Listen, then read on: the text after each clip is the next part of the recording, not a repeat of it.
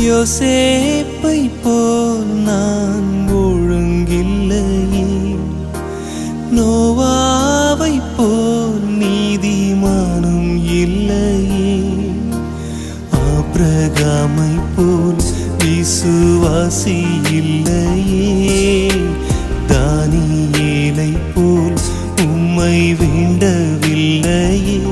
நான் நானாக வந்திருக்கிறேன்.